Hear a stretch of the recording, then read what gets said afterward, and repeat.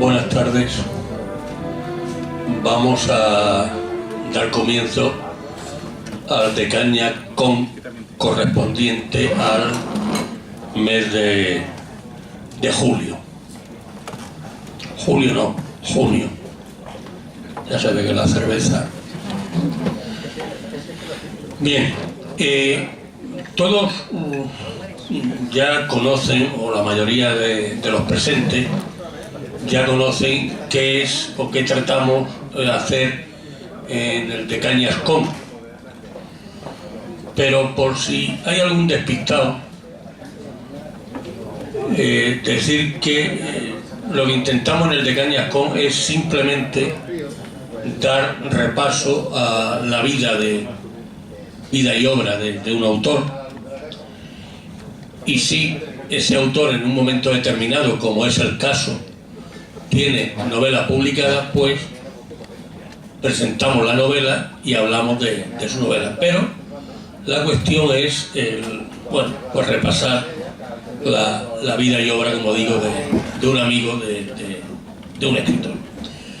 Esta noche tenemos la suerte, y digo que tenemos la suerte porque es muy difícil sacar de casa a Rubén Castillo, y para mí es un honor muy grande el que esté ocupando esta mesa, el que vayamos a hacer el Decañas con Rubén Castillo, y por eso, bueno, pues en primer lugar, buenas tardes y gracias por estar aquí con todos nosotros.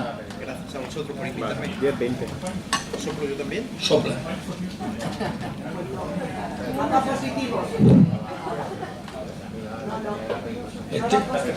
Este sopla. ¿Ahora? Ahora, es que somos de pueblo. Yo es que no lo toco por si da rampa. Las cosas son peligrosas siempre. Verás que tengo aquí una serie de papelillos. Son recetas. Papeles que he encontrado por ahí, porque soy un pequeño desastre. Vamos a ver. Yo quiero hacerte, porque sé un poco de tus manías y de tus cuestiones, y vamos a hacerte un pequeño... ¿Es posible vivir hoy día sin hablar de política, sin televisión, sin revista del cotilleo o de fútbol? ¿Es posible? Yo lo hago. A mí la televisión yo creo que la encendí la última vez en Navidad, en mi casa, en el año promo. Y la política, me llegan cosas, me llegan noticias, sobre todo a través de redes sociales. Comento alguna, pero no me llama especialmente la atención. Es decir, no es una serie de... Y el cotilleo, ¿para qué te cuento? Es decir, no me interesa absolutamente nada. Yo vivo bastante al margen de todo ese tipo de cosas, ¿no? Pues, podría morirse el Papa, el Rey, y yo, pues, como en la Edad Media, me enteraría 3 meses más tarde. ¿Verdad? ¿Qué te dice la frase "soy una persona que quiero pasar por la vida intentando hacer la puñeta a la menor cantidad de gente posible"? Eso lo decía Camilo José Cela. Es una frase con la que siempre me he identificado. Cela era bastante insolente, bastante grosero en ocasiones, pero de vez en cuando decía cosas con bastante sentido común. En el fondo, quizá vivir bien, vivir sintiéndose bien con uno mismo, pase probablemente por intentar no amargar la vida a otro, porque al final lo que se consigue es muy poquita cosa. Hay quien cree que por fastidiar a otros se obtienen satisfacciones, pero son satisfacciones minúsculas y que enseguida se diluyen. En cambio, cuando intentas hacer el bien a los demás, eso permanece. Y yo creo que eso es lo que al final gratifica bastante más que la sensación de poderío o de humillación sobre terceros.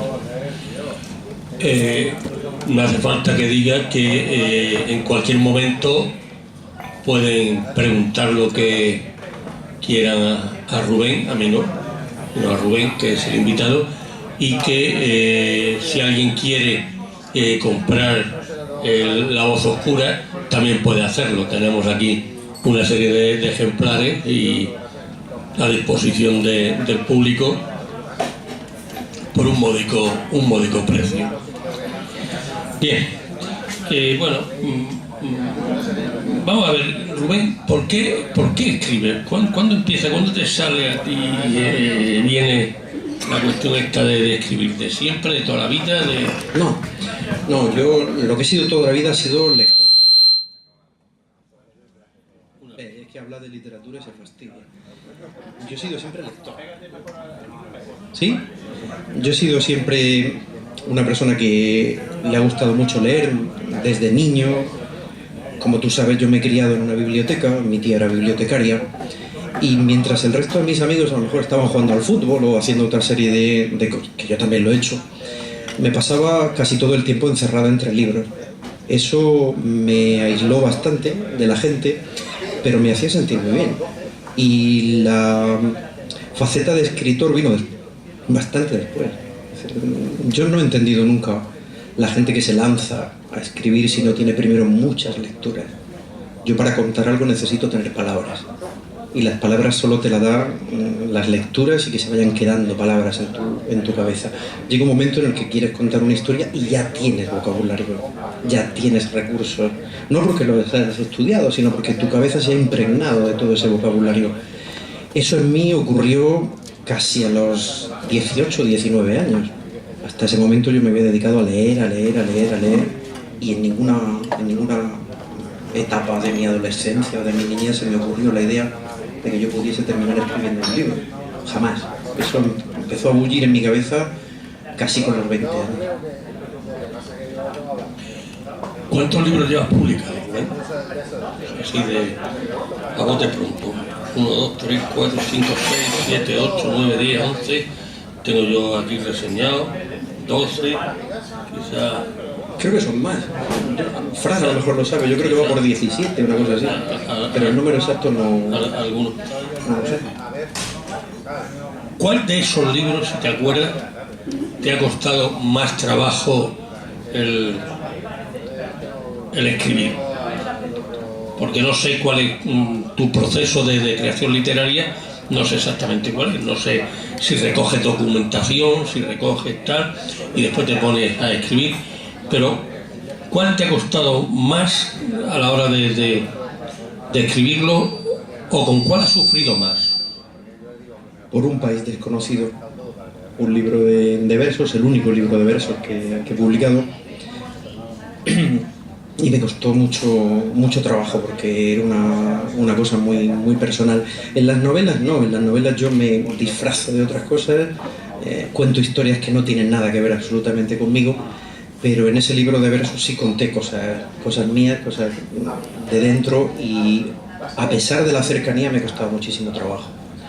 El resto, mi producción narrativa, es siempre el intento de ponerme bajo otras pieles, detrás de otros ojos, dentro de otras cabezas, y pensar cómo funcionan los personajes. Yo el proceso creativo te lo puedo explicar rápidamente. Cuando se me aparece una idea en la cabeza, empiezo a pensar en esa narración y empiezo a darle vueltas. Y empiezo durante todo el tiempo, a pensar qué hacen los personajes. Lo veo como una película en mi cabeza. Y solo cuando todo está perfectamente cuadrado, paso a apuntarlo y luego empiezo a redactar. Yo nunca he empezado una novela sin saber cuál era el principio, el medio y el final, absolutamente todo. O sea, hasta que no tengo eso perfilado en mi cabeza, no me pongo a escribir. Porque yo necesito conocer mi historia, necesito conocer a mis personajes antes de empezar a hablar de ellos. ¿Cómo fue el proceso en Los días humillados? Los días humillados fue, pues, casi un vómito, porque recuerdo que era una época en la que estábamos siendo constantemente bombardeados por los medios de comunicación con informaciones sobre ETA, sobre los crímenes, sobre las atrocidades de aquella banda criminal que hubo y que probablemente todavía hay en el País Vasco. Y llegó un momento en el que yo quería contar algo relacionado con esos personajes. Yo no quería pensar en una persona secuestrada o en un asesino etarra sin meterme dentro de él e intentar circular por el interior de su cabeza, saber cómo pensaba. Me costó bastante trabajo aquello, porque cuando yo estoy hablando en nombre de uno de los terroristas, yo intento ser un terrorista. Y cuando él habla de su ideología, bastarda e hija de puta, yo intenté hacer la mía. Y me fue muy dificultoso. Y cuando me ponía en el papel de la víctima, yo tenía que ser la víctima. Y tenía que pensar, sufrir, sentir, dolerme como la víctima. Fue un proceso bastante angustioso. De hecho, primero escribí los capítulos de uno de ellos y luego los otros. Es decir, no lo fui haciendo alterno, como parece. Claro, es decir, yo todos los capítulos de la víctima los hice seguidos. Dejé pasar un tiempo, limpié mi mente de esa línea. Luego me sentí Julen y quise ser Julen y fui Julen durante varios capítulos. Y luego Pachi, fui Pachi durante varios capítulos y luego lo presenté en forma alterna. Pero la escritura de cada una de esas 3 líneas fue independiente. Porque yo quería que en ningún momento se me escapase la médula central del personaje. Y para eso necesitaba ir detrás de él, apuntando y sintiendo lo que él sentía.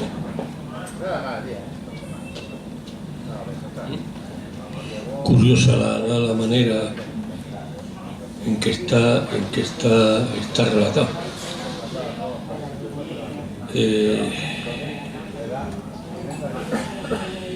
Rubén, vamos a ver, vamos un poco a La voz oscura.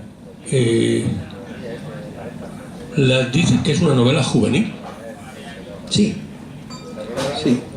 No, pero a ver, juvenil no en el sentido de que yo la concibiese para un público juvenil, sino en el sentido de que yo quería recuperar eso que Muñoz Molina llama la pura alegría.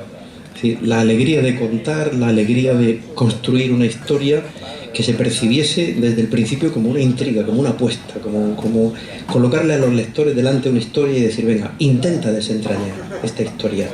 Olvídate del estilo, olvídate de la construcción, olvídate de la focalización de los personajes, del tipo de narrador. Déjate sumergir en esa historia, deja que la historia te lleve como un río. Yo eso lo gocé durante mi juventud.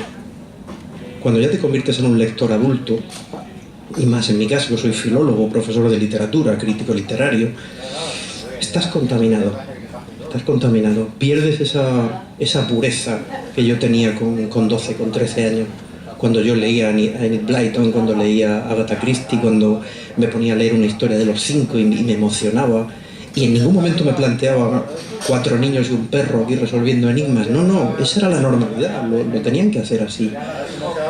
Esa sensación gratificante de bañarte en un río y decir qué bien me lo estoy pasando, yo quería recuperarla en La voz oscura. Y aunque la historia sea desasosegante, porque quise que lo fuera, quería al mismo tiempo que las personas que están leyendo sintieran que lo único que yo quería era proponerles un enigma y que ellos se dejaran ganar por ese enigma e intentaran ir siguiendo el trayecto de ese enigma a ver si al final descubrían, antes de que yo se lo revelase, cuál era la clave. Se trataba de gozar. Por eso digo juvenil, en el sentido de joven, de Júpiter, es decir, de la fuerza, la energía, el vigor, el gozar con el texto. No ir buscando el narrador intradiegético. No, eso me daba igual, eso ya lo he hecho en otros libros. Este era sencillamente decir, mira, ahí hay una historia. Métete en esa historia. Haz un pacto conmigo. ¿Y cuándo se te ocurre? ¿Cuándo se te ocurre la historia como tal? ¿En qué momento? ¿Por qué se te ocurre? Sí, fue además, la tengo perfectamente identificada, no en el tiempo, pero sí en el germen. Fue cuando releí Los crímenes de la calle Morgue de Edgar Allan Poe, en el que, como sabemos, se plantea por parte de Edgar Poe la construcción, la ejecución de un crimen dentro de una habitación cerrada. Cuando los agentes del orden entran en esa habitación, tienen que forzar la puerta y dentro hay 2 víctimas, pero no está el asesino. ¿Por dónde ha salido? Es una situación imposible. Edgar Poe la resuelve, evidentemente, pero te plantea un enigma. Tú dices, ¿cómo es posible esto? Yo recuerdo esa sensación, la refresqué hace bastantes años. Esta novela tiene ya bastantes años que la escribí. Y me vino a la cabeza la idea de alguien que estaba hablando por teléfono Ni siquiera sabía que era un profesor universitario, todo eso vino después. Alguien que está hablando por teléfono, por un móvil, y de pronto sabe que lo están espiando. Las ventanas están cerradas, las cortinas echadas, la puerta, no hay cámaras, no hay nada, pero cada vez que hace un movimiento le dicen: ¿por qué haces eso? Cada vez que toca la mesa: ¿por qué tocas la mesa? Lo están espiando. Yo quería crear ese desasosiego imposible y decir: bueno, no hay ventanas, no hay puertas, no hay cámara, esto no puede ser. Y que la persona que está leyendo, la lectora, el lector, desde el principio dijera: ¿esto qué ocurre aquí? Esa sensación de intriga fue el germen de la novela. Luego ya construí que fuera un profesor universitario, un tipo especialmente abyecto, y lo fui adornando. Pero la idea nuclear es de Poe. Es decir, una situación aparentemente imposible, irresoluble, y que hay que resolver. Un común amigo nuestro describe la novela, y así lo tiene escrito, como La voz oscura es, en 2 palabras la describe: tensión narrativa. Quería que fuese eso. No me planteé en ningún momento ninguna peculiaridad estilística ni arquitectónica de la obra. Quería que fuese tensión. Que la persona que está leyendo dijera: no entiendo, ¿cómo es esto posible? ¿Cómo lo están espiando si no hay cámaras? Si no hay ventanas, si no hay puertas, si no hay nada? Y que una persona, como el protagonista, que es un ser despreciable, al final te provocara compasión. Porque tú sintieses que está tan agobiado, tan acosado, que eso te podría pasar a ti. Claro, la extrañeza se va prolongando. Yo planeé diferentes situaciones en las que estaba siendo espiado de una forma inexplicable, por lo menos inexplicable. Al final, evidentemente, la quería explicar. Es un juego. Yo planteé la obra como un juego. Como decirle a la persona que está leyendo: mira, a que no lo entiendes. Otra situación, a que tampoco sabes cómo eso pasa aquí. ¿Cómo lo espían aquí? Y aquí tampoco, y aquí tampoco. Y que tú fueras acumulando imposibles y que al final tuvieran una solución muy sencilla, pero que el planteamiento fuera especialmente cenagoso o neblinoso. Sí, yo en su momento, y recordando una obra anterior tuya, Anillo de Moebius, digo que La voz oscura es una especie, el comportamiento, el desarrollo, es una especie de Anillo de Moebius. Porque el Anillo de Moebius es, como sabemos, una cinta en la que tiene una sola cara y no tiene ni principio ni fin. Y aquí transcurre la historia y podríamos decir que acaba donde empieza o empieza donde acaba, o como queramos, pero en cualquier momento puede darse la situación. ¿Alguien se ha identificado? Mucho. ¿Alguien se ha identificado con el personaje, con Jaime? Se han Díez. identificado ya 3 personas. Porque, a ver, el protagonista es un profesor universitario. Un personaje especialmente, ¿cómo diríamos? Abyecto es la palabra que me viene a la cabeza.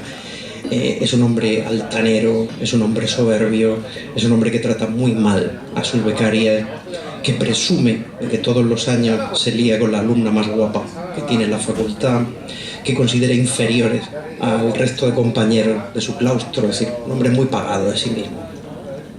Y ese personaje, desde el principio de la obra, desde la primera página, empieza a ser acosado por teléfono. Él no sabe quién es. Y la persona que está leyendo tampoco lo sabe, solo que una voz oscura lo amenaza. Sé lo que estás haciendo, sé lo que estás en este momento pensando, acabas de coger el cenicero, acabas de dejar el bolígrafo. Claro, lo que parece al principio una broma se va convirtiendo en una situación cada vez más angustiosa, porque sale a comer y el otro le dice: hoy has comido en tal sitio y has comido tal cosa, y vas con tal persona, por cierto, te han manchado un poco con la salsa. La sensación asfixiante de que vaya donde vaya lo vigilan. Pero es que cuando va a su casa en un momento determinado, la casa tiene una seguridad muy alta, cuando entra en su casa, han entrado en su casa también. Han profanado su casa, han invadido, han allanado su casa. No está a salvo en ningún sitio, absolutamente en ningún sitio. Bueno, pues ese personaje se llama Jaime Díez. Bueno, pues el profesor Díez de Revenga, Javier, ese amigo, me llamó diciendo: macho, ya te vale, Díez. ¿Perdón? El problema es que te intentamos escuchar, pero como hoy la acústica es mala porque hoy es tu presentación, entonces no paran de hablar, Bueno, lo intento acercándome un poquito más, quizá. Muchas gracias. Ahí, yo ya estoy liada con el de que llama por teléfono, con el que lo sigue y con el que se va del viaje que está preparando las maletas. Yo ya no sé dónde estoy. Exactamente. Entonces, Venga, a lo mejor aquí un poquito más cerca lo podemos resolver. Decía que me llamó Javier Díez de Revenga para decirme que ya me valía. El personaje se llama Díez, de apellido, J. Díez, hombre, Javier, pero J. Díez, ¿no? Otro amigo, Pascual García, me llamó diciéndome: yo tengo un BMW, como el protagonista. Otro amigo me dijo: yo tengo un Macintosh, como el protagonista. Por Dios,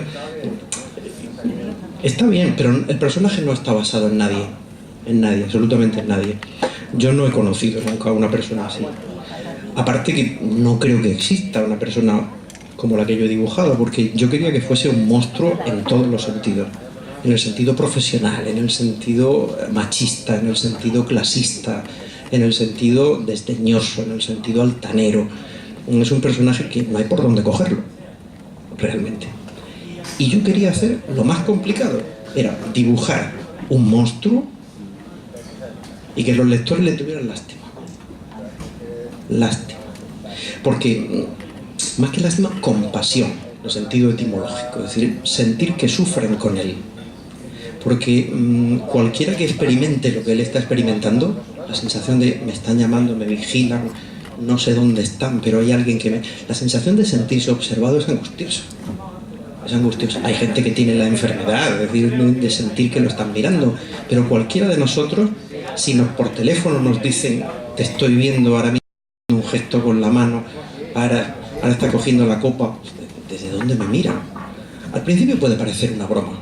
Cuando te lo hacen aquí, y en la calle, y en tu casa, y en el restaurante, y en tu facultad, la sensación es miedo. Y el peor de los miedos, el miedo a lo que no puedes ver. Porque cuando tú ves al monstruo, no hay problema. Pero cuando no ves al monstruo, es cuando el miedo se convierte en terror, porque te empapa por dentro. No sabes contra qué protegerte. Si habéis visto películas de terror, de miedo, cuando identificas al objeto del terror, el miedo se reduce. Es cuando no sabes dónde está. Sí, esa sensación de películas que te ponen música y tú dices: ¿por dónde va a salir? Sí, ¿por dónde va a salir? Esa es la tensión. Y es lo que le ocurre al protagonista. Él no sabe quién, ni por qué, ni para qué lo está espiando.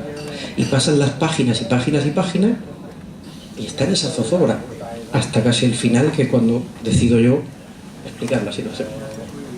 ¿Lo descubriste antes del final? No. Pues entonces que está bien. No, yo no. Yo no llegué a descubrirlo. Si observas que, claro, la facultad todavía, pero cuando llega a su casa con esos sistemas de seguridad, esas claves, esas cuestiones y demás, claro, y se encuentra, porque la escena de la portada es determinante en lo que es la historia. Entonces yo francamente no, pero cuando llegas al final y ves, claro, dices: coño, claro, tócate, como aquel que decía, ¿no? Dice: toro, de llegar una vez que se lo has visto. No, si no le ves los versos colgando, no sabes que es toro, puede ser toro o vaca. Claro, una vez que llega al final y dices: anda, coño, mira. Es que había una cosa, no sé si... Te aplaudí, eso sí. ¿Ah, sí? Sí, te aplaudí. Muy bien. Te aplaudí porque demuestra una maestría impresionante. Yo que recuerdo cuando yo tenía 13, 14... Y me señala a mí, Y- qué bonito. como Lola, y leía a Agatha Christie, yo recuerdo siempre la sensación, o bueno, siempre no, muchas veces, la sensación frustrante de que ella resolvía el crimen y yo decía, vale, podría ser esta solución o cualquier otra. Porque al final decías tú, pista 1, pista 2, pista 3, pista 4. Llegabas al final y te decía, no, pues el asesino es Paco Marín.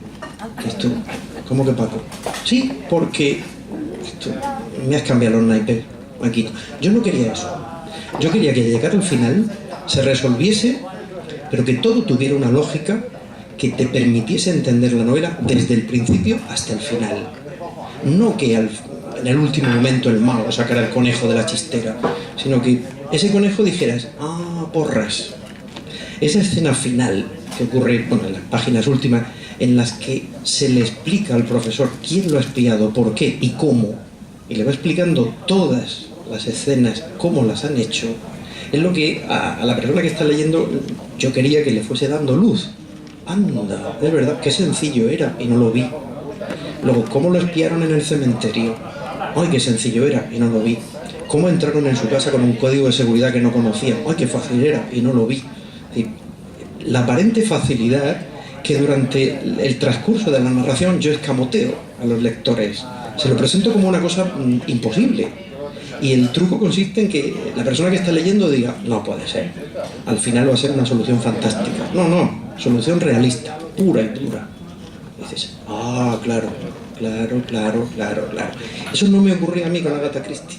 Yo dejé de leer a Agatha Christie cuando 5 o 6 veces me hizo el truco ese de, pues el asesino es el pastelero. Y dice, ¿y esto por qué? No, dicen que la mejor manera de ocultar algo a la vista de los demás es dejarlo a la vista. Claro. La mejor manera es coger y dejarlo a la vista, y ahí está. Yo tengo que confesar que no, yo hasta cuando llegué al final, y entonces dije, le eché un anillo de Mobius más, Sí. porque estamos, además, es que como en cualquier momento puedes parar y estás en el principio y en el fin, porque no es desde luego una maestría bastante. Ahora, ¿por qué profesor de biología y no de geografía o de historia o matemático o de literatura? ¿Por qué? Pues eso tiene una explicación muy sencilla, como casi todas las explicaciones. Porque yo no quería que fuera de literatura, para empezar. Lo he dicho al principio, a mí no me interesa, ahora está muy de moda la autoficción, a mí la autoficción no me interesa mucho. Precisamente lo que más me agrada de la labor de escribir es inventarme la vida y no recordar cosas de mi propia vida, que para mí quizás son muy importantes, pero a lo mejor para el lector no lo son. Yo aquí quería crear a un profesor universitario y pensé, de literatura no, porque si lo llamo J10 y encima de literatura, ya Javier deja de hablarme.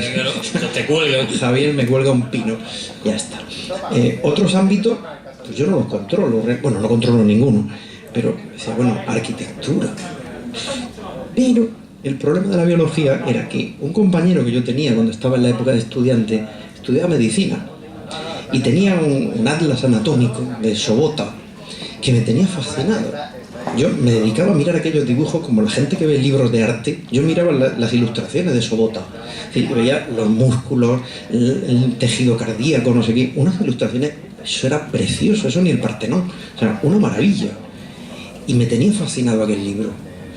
Y desde hace 30 años yo sabía que ese libro lo tenía que utilizar en algún sitio. Y dije, pum, aquí.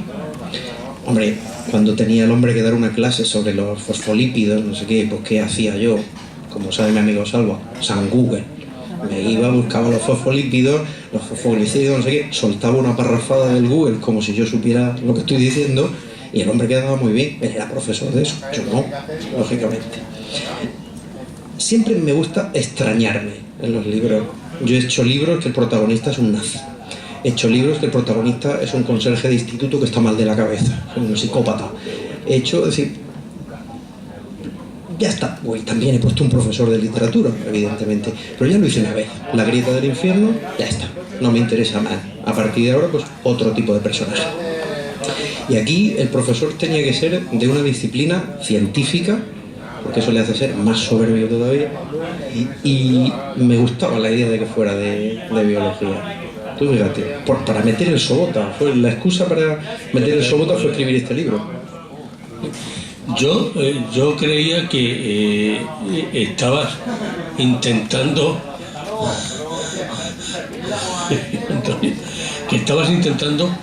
ajustar cuentas con alguien. No, ¿qué va? ¿Qué va? Yo pensaba, digo, alguien que le cae mal y quiere ajustar cuentas y... Hombre, me he permitido alguna pequeña broma.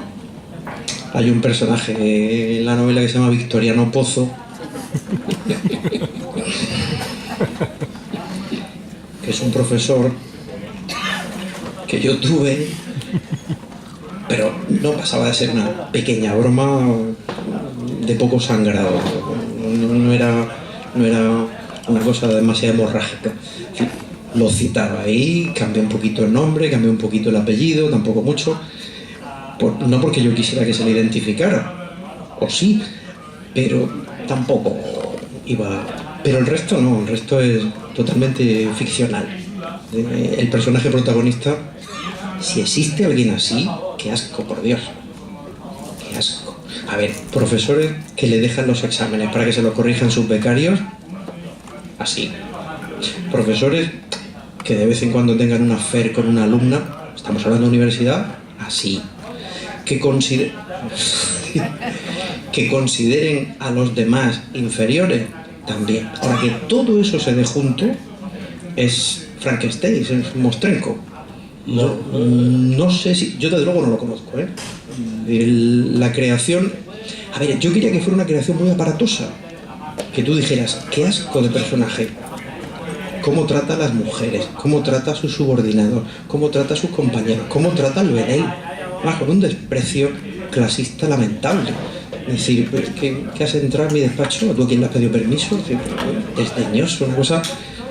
Y que al final tú dijeras, Angélico el Señor, y que le tuvieran lástima a este hombre. Ese viaje yo solo lo podía hacer de una forma, y era haciendo que la voz oscura fuera tan inquietante para él como para quien está leyendo.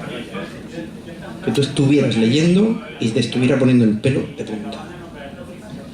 Si el pelo de punta te lo pones. Yo con casi todas esas características, aquí en Cartagena hay uno. Por Dios. Sí, además con todas esas características, o sea que, pero bueno, dejémoslo ahí. Pero ya te digo, yo creía que estabas intentando darle un palo a... No, porque en caso de que quisiera haberle dado un palo a alguien, pues le mantengo el nombre. A ver, yo tengo 52 años. A mí ya me da igual 8 que 80.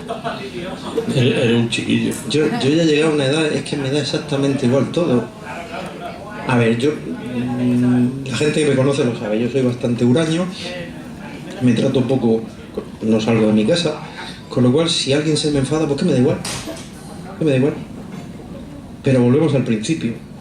Como dice, ¿qué necesidad tengo yo de decir, no, es que no es este? Yo no conozco de verdad a nadie que sea así. He conocido a un rasgo, 2 rasgos, pero todos no. Es difícil. Es que el personaje tenía que ser un personaje extremo, para que, por un lado, al principio, la persona que está leyendo dijera, pero qué asco de persona, y 50 páginas después estuviera diciendo, pero pobre tico, ¿por qué lo tratan así? Es decir, esa bipolaridad es la que mantiene la obra, la tensión, yo creo, la tensión de la obra.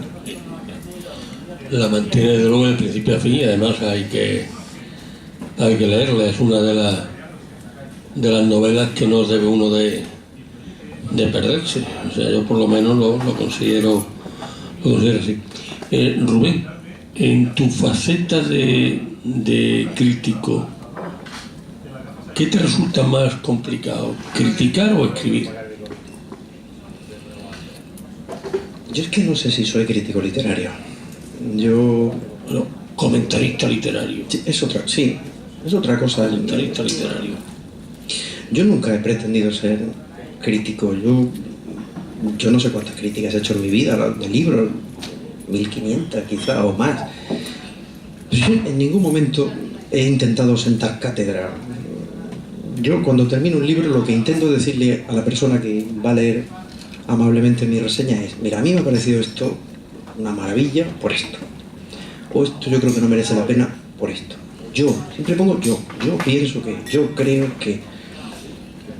Estos cítricos literarios que te dicen esto es una mierda, no, esto no, a mí me parece. Yo esa premisa la tengo siempre clara. Yo siempre me he considerado un lector que luego le dice a otra persona: mira, pues yo he leído este libro y me parece esto. Ya está, sin más consideraciones. En ese sentido, para mí, la crítica, la reseña, el comentario y la escritura no difieren en gran cosa. Lo único es que en la reseña yo me tengo que ceñir a un libro de Lola, a un libro ajeno, un libro que no es mío, y decir qué opino sobre Virazón o sobre cualquier otra obra. Es decir, claro, tengo que plegarme, he leído el libro y opino esto y esto.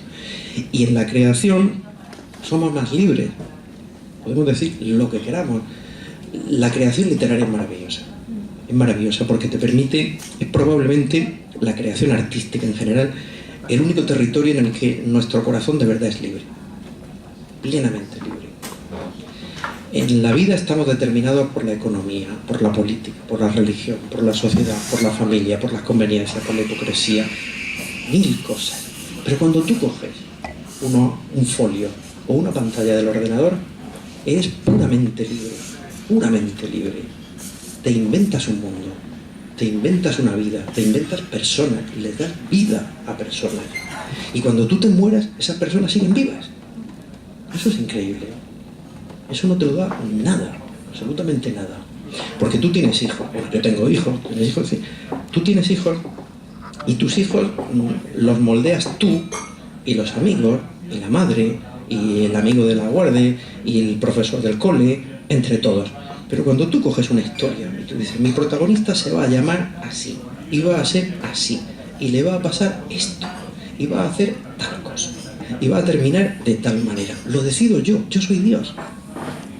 Y eso es bueno o malo, pero en todo caso es el ejercicio más puramente grande que yo conozco de libertad. El poder crear un mundo y decir: nadie interviene en mi mundo, salvo yo. El resto, la vida es un trabajo en colaboración. Los hijos son una colaboración de muchas cosas, los amigos son colaboración de muchas cosas, pero tu creación artística, pictórica, literaria, musical, es tu alma convirtiéndose en tinta, en colores, en sonidos. Es la pureza absoluta. Cuando recibes una crítica sobre un libro tuyo, si es buena, bueno, pues bien. Si es mala o te pone a caer de un burro, ¿cómo lo tomas? No me enfado.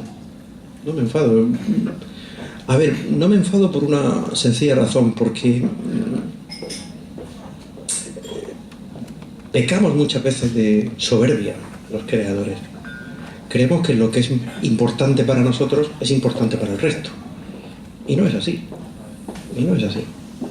Para mí esta historia era muy importante, muy densa, muy intensa, pero yo entiendo que una persona que empieza a leerla y diga: a mí esto no me interesa, o no me gusta cómo está hecha, me parece bien. Cuando digo que al escribir me siento Dios, lo digo en el sentido creativo, no en el sentido de que la obra sea perfecta y tenga que gustarle a todo el mundo. Eso sería de necios.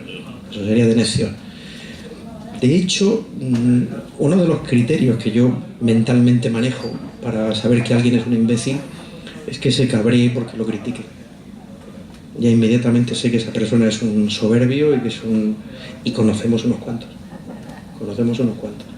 La gente más grande que yo conozco encaja las críticas muy bien, porque sabe que lo que está haciendo es simplemente una propuesta. Esta es mi historia. ¿Te gusta? Bien, fenomenal. ¿No te gusta? No pasa nada. A ver, Manuel Moyano, escritor, amigo de muchos de los que estamos aquí.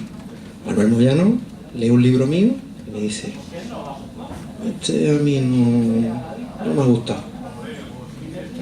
Me parece genial, ¿no? O sea, esa maravillosa libertad que tiene Manolo como amigo de decirme: mira, esta no me gusta. A mí no me ofende. Al contrario, me alegra. Me alegra porque sé que me está diciendo la verdad. Y una de las cosas más bonitas de la vida es que los amigos tengan la libertad de decirte lo que piensan, no lo que tú quieres oír. Para eso ya tenemos mucho coro alrededor. El amigo de verdad es el que te dice: mira, yo creo que no. Él tiene razón. No, pero te está dando su razón, su verdad. Tú le das la tuya y él te da la suya. Y a continuación, una cerveza. De esta que te ha dicho. ¿Eh? De esta que te ha dicho. ¿Manolo? Creo que no se lo he leído todavía. Pero si no le gusta, me lo va a decir. Cosa que me parece fenomenal. Fenomenal. A ver, no soy tan bobo como para pensar que todo lo que hago le tiene que gustar a todo el mundo. Es que sería insensato. Insensato. A ver, yo tengo media docena de dioses. Cortázar. A mí no me gusta todo Cortázar. Borges. Hay cosas de Borges que no soporto. Si yo hay libros de Cortázar que no soporto, ¿cómo mi amigo X va a tener que soportar todos los míos? ¿Sería petulante? No. Además lo digo de verdad. Ningún tipo de enfado. Sí, conociéndote sé que es pura verdad. Y además estamos perfectamente de acuerdo en lo que has dicho. El amigo el que te dice: oye, que has metido la pata aquí, no me gusta esto, hazlo así. Y además que debe ser así. Debe ser así. Porque si no, te está traicionando. Si un amigo no te dice de verdad lo que es, te está traicionando. O sea, en eso estoy totalmente de acuerdo. Podéis preguntarle, ¿eh? Fáciles. Preguntas fáciles, 3x4 y cosas de estas. No, de números no. No, de números no. Yo te voy a preguntar sobre la portada, que me parece genial. La portada, imagino que ha sido ahí un trío. Abel, Paco y tú, o sea, o ha sido decisión tuya o... Yo hice así. ¿Que te gustó? Esto aquí, Fran, que es el editor y el mago, fue el que pensó. Abel trabajó, cuando me presentó la imagen, dije: sí, espera, cambiamos un poco el tono. Digo: cambia lo que tú quieras. Digo, esa es. Porque esa, lo ha dicho Paco muy bien, es una de las escenas clave de la obra. Está muy bien visto. Muy bien visto. A ver, en la contraportada tenemos un ambiente cementerial que está muy bien, es otra de las secuencias tensas de la obra, pero ese momento, es la casa del protagonista. Es el máximo acojono, claro, del tío. Porque es la violación extrema, es la violación extrema. Han violado tu casa. Él tiene una casa en la que hay un código de seguridad, tiene pena, pim, pim, pim, pim, pim. Entra, y cuando entra, ve esto. Han entrado en su... ¿Quién demonios ha entrado en su casa? Le ponen las Coca-Colas así. ¿No? Claro, es decir, no, imposible. El código no se lo ha dicho a nadie, nunca, no lo saben ni sus padres, sí, nadie. Con lo cual dice: a ver, imposible, no. Yo quería ir acumulándole a la persona que está leyendo desconciertos. Porque un desconcierto, bueno, ya lo resolveré. 2, 3, 4. A partir de la escena del cementerio, de la puerta de la comisaría, yo quería que la persona que está leyendo dijera: mira, me da igual, no como, no ceno, tengo que terminar esto y ver cómo llegar al final. Porque yo recuerdo que los libros que a mí me han fascinado son esos. O sea, El nombre de la rosa, recuerdo El nombre de la rosa, el Club Dumas. Yo estaba diciendo: Dios, yo mira, es igual, yo lo termino. Que me quedan 80 páginas, son las 11 de la noche, es igual, yo lo termino. Es decir, quiero saber cómo termina. Porque me había creado tal ansiedad que decía: tengo que leerlo. Bueno, mañana por la mañana, no, la porra mañana por la mañana será el desayuno. O sea, ahora necesito esto. Sí, pum. Con El nombre de la rosa tuve mala pata. Porque, o sea, ese era un tocho así. Me quedaban 100 páginas extras y dije: uy. Y abrí casi por el final y dice: ¿sois vos, Jorge de Burgos? Digo: no me fastidies. Y lo abrí por la página en la que estaba la solución. Dije: no, no. De repente, Te di un sí, bajón. es decir, como lo de la ELA, me dio un bajón y yo, no. Cuando llegué al punto digo, pues sí era, sí. Sí.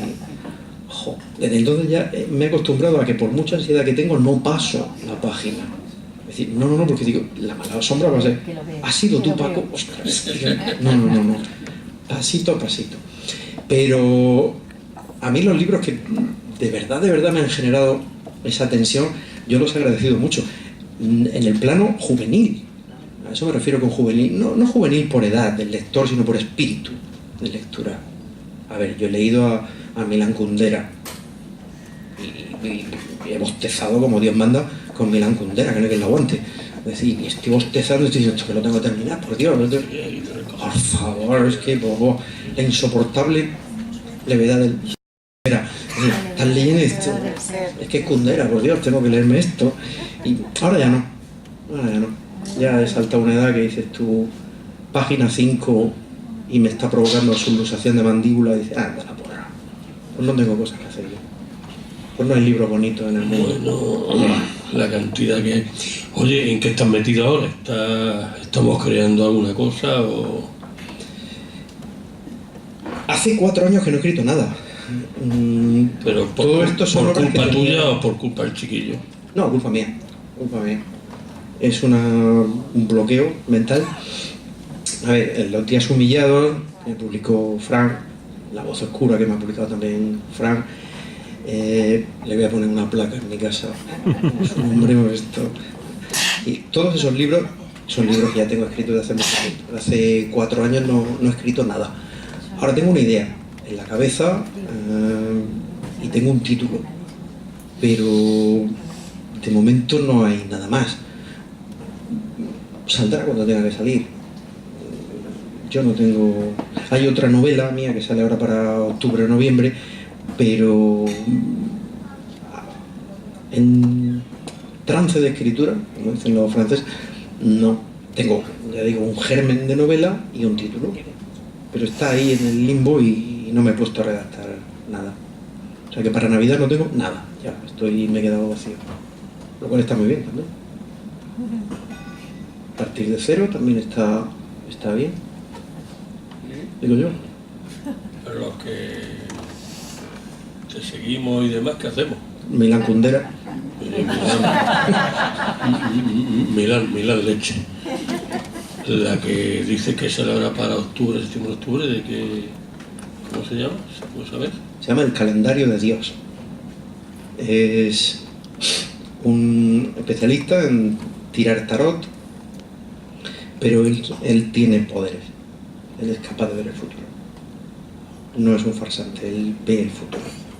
Lo descubrió cuando era un adolescente, lo adiestraron y descubrió que una persona importante de su vida iba a morir de una determinada manera en una determinada fecha, y ocurrió, y se dio cuenta de que tenía un don, y ese don lo tiene paralizado, lo tiene asustado, y la persona que lo ha instruido le explica que no demuestre ese don porque es peligroso. Peligroso porque alguien que puede leer el futuro corre peligro.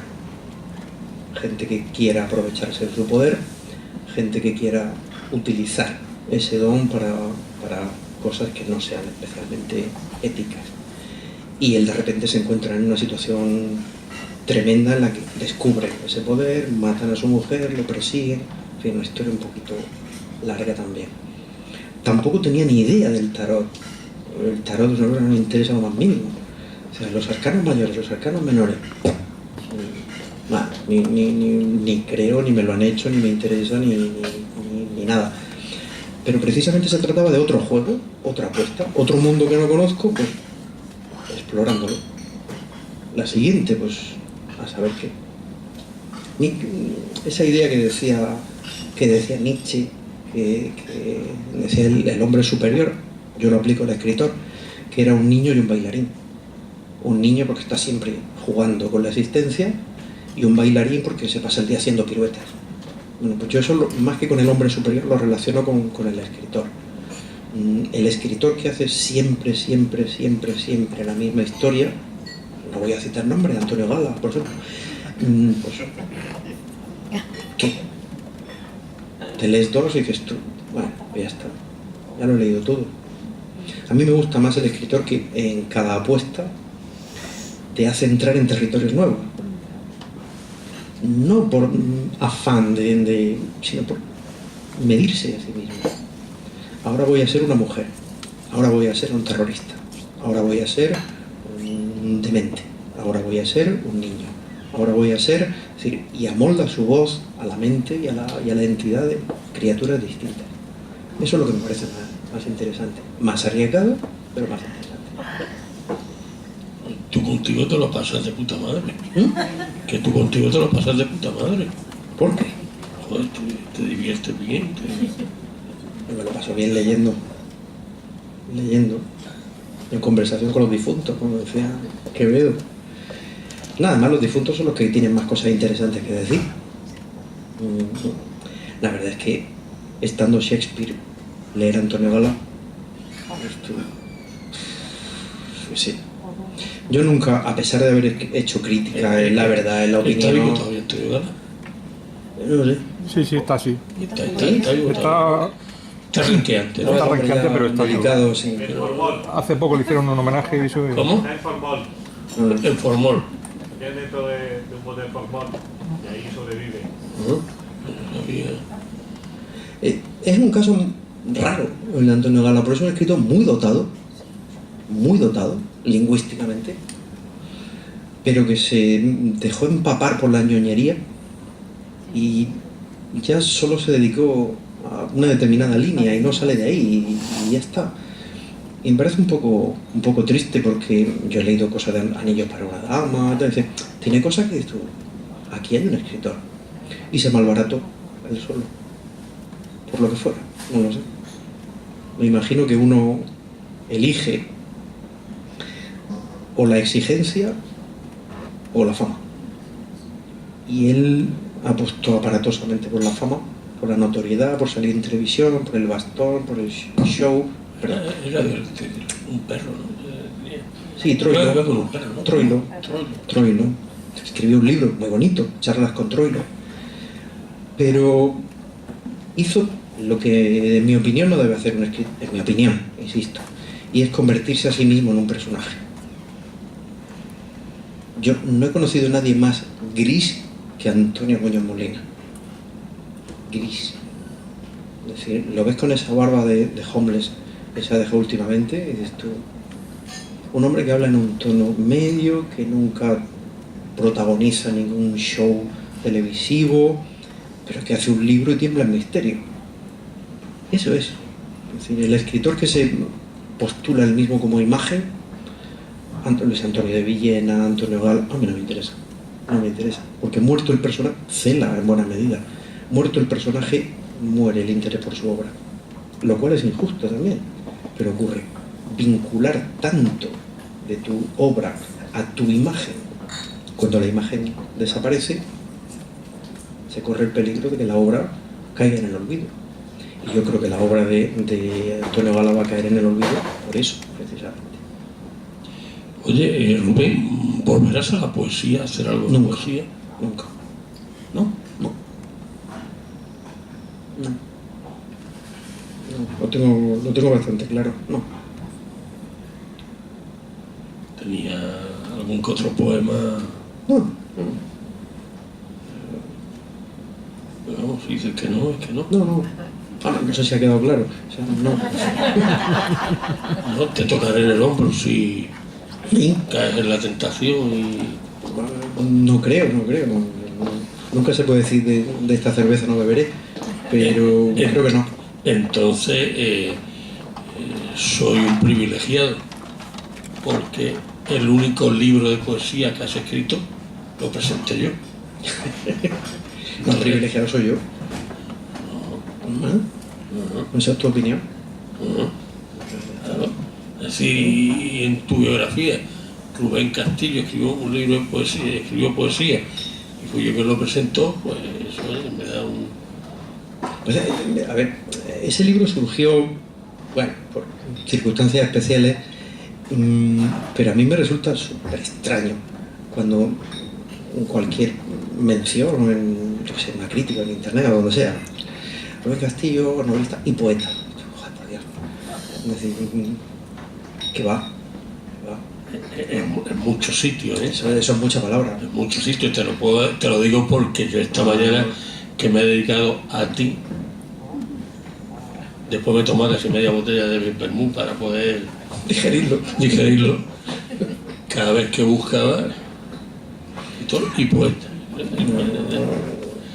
No, a mí poeta me parece como maestro, es una palabra muy grande. Yo cuando me dice un alumno maestro, yo no, profesor solamente. Y lo de maestro déjalo porque yo no me merezco que me llamen maestro, ni con mayúscula ni con minúscula. Es una palabra demasiado grande. Y poeta, desde luego, jamás, pero jamás. ¿Qué va? Es decir, haber publicado un libro de versos, ni 2 ni 3 te convierte en poeta. Hay gente que no ha publicado ninguno y son poetas. Yo, desde luego, jamás me consideraré poeta.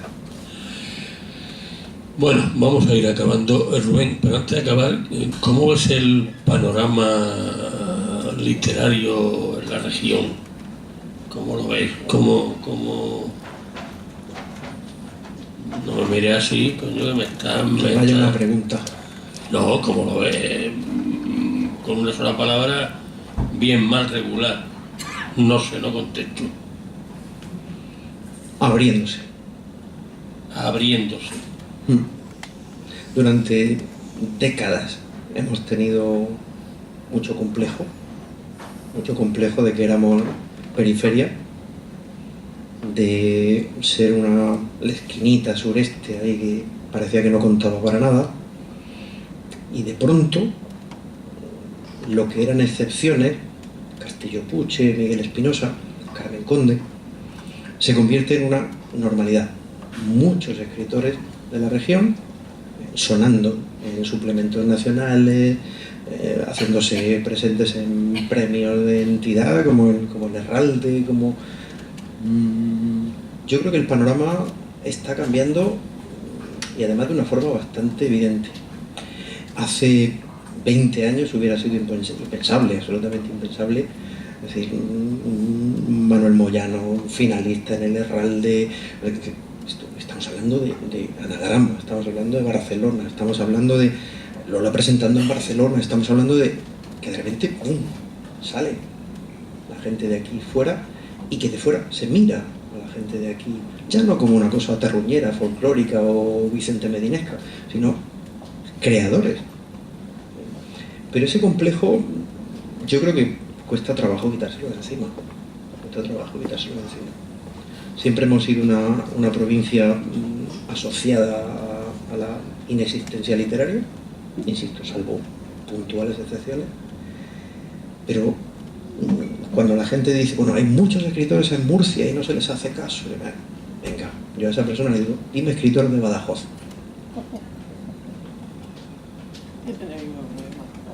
Dime escritores de Palencia, que no sea Jorge Manrique. Esa gente luego te dice, no, pero en Murcia, pum. Sí, dime escritores de Málaga. Es eso. El peligro que quizá corremos es la sensación de, como se nos empieza a hacer caso, como empiezan a sonar nombres de aquí fuera, el movimiento contrario al que hasta ahora teníamos es la vanagloria excesiva. ¡Guau! Que somos buenísimos, por fin se han dado cuenta. Porque se han dado cuenta de porque Badajoz, Teruel o Palencia tienen también escritores maravillosos, y aquí seríamos incapaces de nombrar a 2 de ellos, probablemente.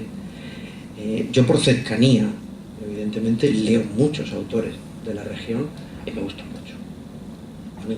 No sé cómo se percibe eso en Albacete o en Ciudad Real o en Soria, la verdad es que no lo sé, no tengo esa perspectiva, pero a mí me gusta que haya editoriales como Murcia Libro, me gusta que haya editoriales como Baltuque, de aquí de Cartagena, que estén sacando textos, sacando buenos autores y que le estén dando visibilidad a esos autores dentro y fuera de la región. Porque al final, el auténtico crítico literario, que es el tiempo, necesita tener materiales. Todo esto metido en un cajón no puede ser evaluado. publicado, sí. No sé si contesto tu pregunta. Contestado, yo te he hecho una pregunta y tú has contestado. Lo que me ha dado la gana. Lo que te ha salido de las narices. A mí no me impliques ni me involucres. Bueno, ¿alguna pregunta? Si no, un pedazo de aplauso. Y los libros están ahí. Quien quiera algún ejemplar, a doña Celia, que hoy está celebrando su aniversario de boda. ¿Cuándo? No, es, pero no celebramos. ¿Cómo que no lo vais a celebrar? Estamos trabajando. Bueno, A celebrarlo, bueno. No te trabajo el día de nuestro aniversario. a celebrarlo. 5 años casadico. Qué bonito, qué bonito, 5 añitos. Qué bonito. Qué joven. Qué joven, no sabes lo que te queda todavía. 5 añicos. Bueno, pues un gran aplauso para Rubén, porque el tenerlo aquí con nosotros, el que haya hablado en esa forma y nos haya contado tantas cosas, yo ya me siento, la verdad, que más que pagado, Rubén. Muchas gracias.